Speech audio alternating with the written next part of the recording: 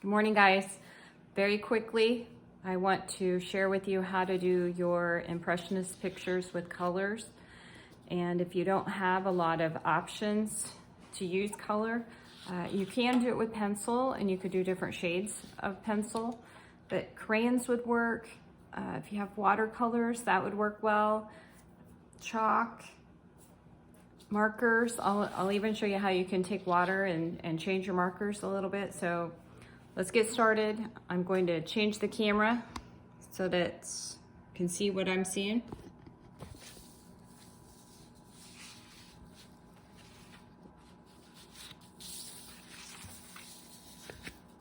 Right, so with crayon, I've got a picture already printed out, and you can look at your phone or whatever else. You can look at a magazine picture, calendar picture, whatever it is that you're using.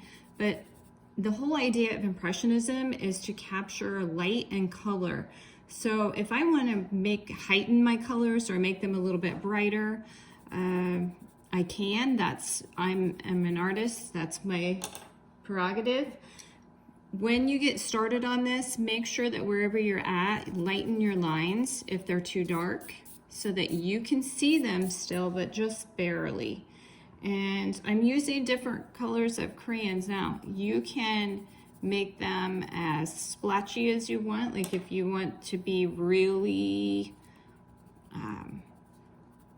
dotted with it, or if you want it to be more, if you want it to have more texture, you could do it like that. Leave some white on the paper showing. Don't color the whole thing in. That's the whole idea, is to capture the light. And then like with this center area, you could color it all one color first. I think you would be surprised at how much you can get out of crayon. And crayon will smear. If you take something, if you take, a really rough paper towel and rub it a little bit, it will smear. If you have oil crayons, definitely that would work.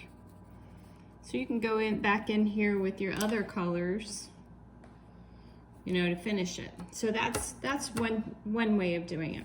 Here's another way, really quickly.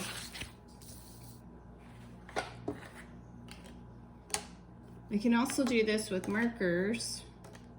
So let's say I'm doing that center part.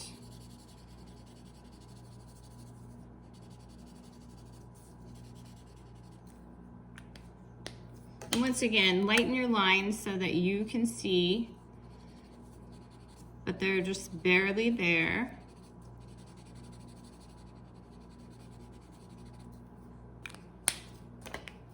Maybe I even want to take some of that pink back into that. This is a darker pink. Now, if you want to blur, and obviously the markers are a lot brighter. If you want it to blend together a little bit more, copy paper, you can't put very much water on it. Heavier paper works better with this, but you could blend them in together and make it look like a painting. With the other picture I had an example of, and this is the one with the trees and the lake.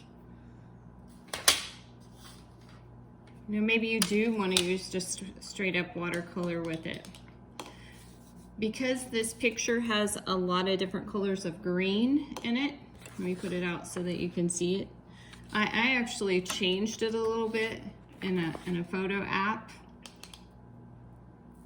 to make it look a little bit more like a painting.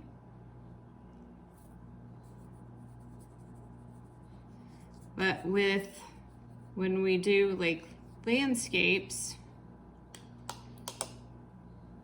and you have a lot of green areas, and once again, I'm going to leave some of the white of the paper showing because the whole idea is to capture light with this.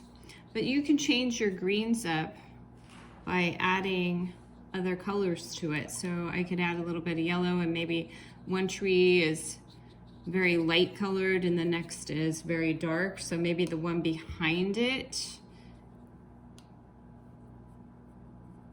oops.